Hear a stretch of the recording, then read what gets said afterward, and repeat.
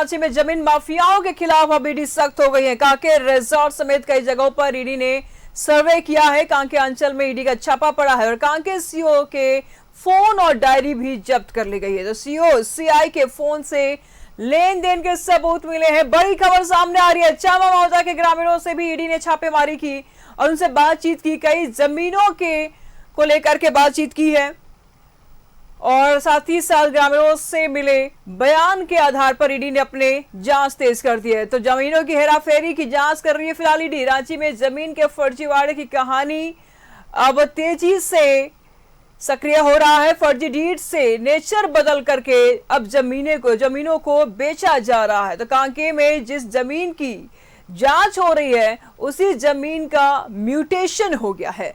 LRDC civil और high court में जिस जमीन का चलता है मामला, उस जमीन की रजिस्ट्री और म्यूटेशन भी हो जाता है।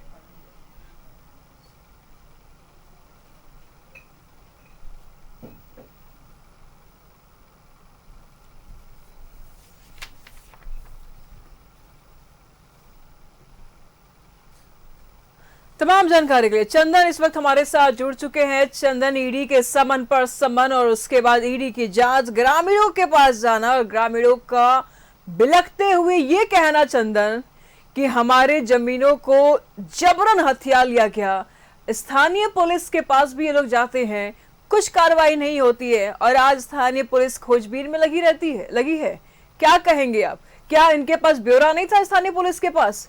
कहाँ है कमलेश? कोई जानकारी मिल पाई है अभी?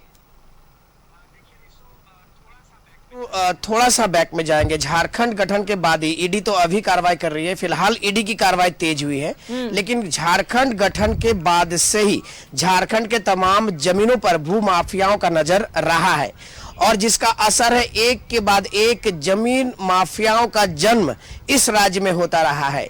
एक छोटे से कारोबारी कैसे जमीन माफिया बन जाता है, एक विभिन्न छोटे से काम करने वाले जो लोग हैं वो जमीन माफिया बन जाता है। तो इसी में अंदाजा लगा सकते हैं कि किस कदर झारखंड के खासकर राजधानी रांची के जमीनों पर भू माफियाओं का नजर रही है। और ऐसे में जो आम भोले वाले आदिवासी ग्रामीण होते हैं उनको सबसे ज्यादा परेशानियों का सामना करना पड़ता है। लगातार ऐसे कई आंकड़े आए हैं जिससे पता चलता है कि लगातार राजधानी रांची के इर्द गिर्द ग्रामीण क्षेत्र हो या फिर शहरी क्षेत्र के जमीनों पर भू माफियाओं का नजर लगातार रहा है। जुमार नदी के किनारे की बात करें, कांके अंचल की बात करें या जो रांची के इर्द गिर्द के क्षेत्र है, तमाम जगहों पर अगर बात करें तो आदिवासियों के जमीनों का लूट लगातार जारी है। ऐसे में जैसे ही ईडी की ओर से कार्रवाई इस पर की जा रही है तो कहा जाता है कि बरसात में कहा जाता है ना कि बरसात में कीड़ा उफन कर सामने आता है। तो उसी तरीके से जैसे ही ईडी की कार्रवाई शुरू हुई है वैसे ही रांची और झारखंड के आसपास के क्षेत्रों में जमीन माफियाओं के बीच खलबली मची हुई है। हम आपको बता दें कि कमलेश एक सिंपल सा एक फोटोग्राफर था, लेकिन देखते ही देखते वो इस क्षेत्र से निकलकर बाहर आते हैं और आज एक जमीन माफिया के रूप में स्थापित हो जाते हैं। कमलेश की अगर बात करें तो हम लगातार ईडी नजर बनाए हुए हैं। कमलेश अभी फरार चल रहा है, लेकिन कांके के चामा में जिस तरीके की कार्रवाई ईडी की ओर से हो रही है, जिस तरह ईडी दबिश दी हुई है, ग्रामीणों ने सीधे तौर पर कहा कि कमलेश और बिक्की जसवाल नामक दो व्यक्ति लगातार सक्रिय रहा है कांके क्षेत्र में और तमाम जमीनों पर घेराबंदी हो। और घेराबंदी करने के भी तरीके देखिए, बाउंसर जाते हैं, गुंडे जाते हैं, मवाली जाते हैं, महिलाओं के समूह जाते हैं और जमीनों की घेराबंदी कर दी जाती है। वो जमीन किसके नाम है, किनका है, इसका तक खोज नहीं होता है। स्थानीय प्रशासन को बार बार ग्रामीणों की ओर से शिकायत की जाती है, लेकिन स्थानीय प्रशासन इस ओर ध्यान नहीं देती है। अंचल के लोग इसमें शामिल होते हैं भू माफियाओं के साथ, सीईओ के नाम भी आते हैं, लेकिन इसके बावजूद इस पर कार्रवाई नहीं होती है। एक बार जब ईडी ने दबिश दी है तो अब तमाम जो मामले हैं परत दर परत खुलेंगे और तमाम जो भी जमीन जिन ग्रामीणों के जमीन लूटे गए हैं, गलत तरीके से हड़पे गए हैं, उन जमीनों को शायद अब ग्रामीणों को एक आस जगी है, वो जमीन अब उनके नाम वापस होंगे। जी निशु, ईडी के हाथ में अगर ये मामला है तो जरूर राहत मिलेगी ग्रामीणों को भी। लेकिन सवाल ऐसे में ये उठ रहा है, अब तक वहां की जो प्रशासन थी क्या सोई हुई थी?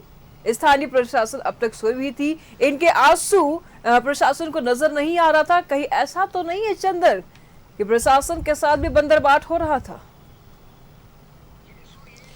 जी निशु, ये जमीन का मामला, जैसे मैंने पहले ही बताया आपको कि जमीन का मामला झारखंड में सबसे बड़ा स्कैम है इन दिनों। और लगातार झारखंड गठन के बाद से ही रांची और झारखंड के जमीनों पर भूमाफियाओं का नजर रहा है।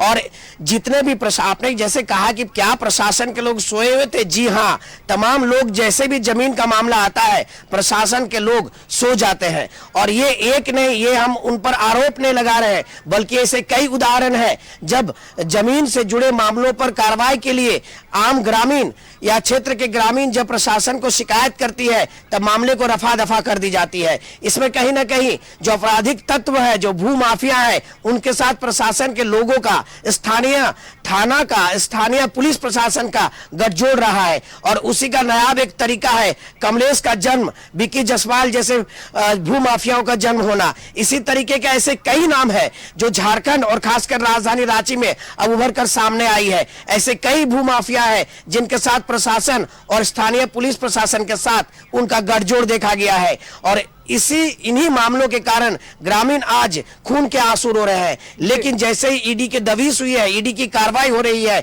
ऐसे में ग्रामीणों में एक आस जगा है और वो अब चाहते हैं कि जो जमीन उनके हड़पे गए हैं, जिन जमीनों में घेराबंदी हुई है, वो जमीन उन्हें वापस मिले। निशो जी चंदन, नजर बनाए रखिएगा, लगातार हम आपसे अपडेट लेते रहेंगे। अब ईडी ने संज्ञान लिया है और सबसे बड़ी बात यह है कि ग्रामीणों के बीच में ईडी पहुंची हुई है, उनसे बयान लिया ग्रामीणों का।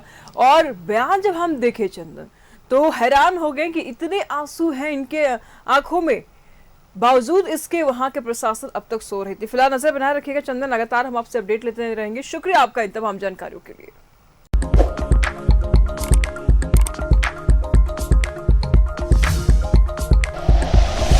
Like and share videos, subscribe करें हमारा चैनल और प्रेस करें बेल आइकॉन। न्यूज़ 11 भारत, सच है तो दिखेगा।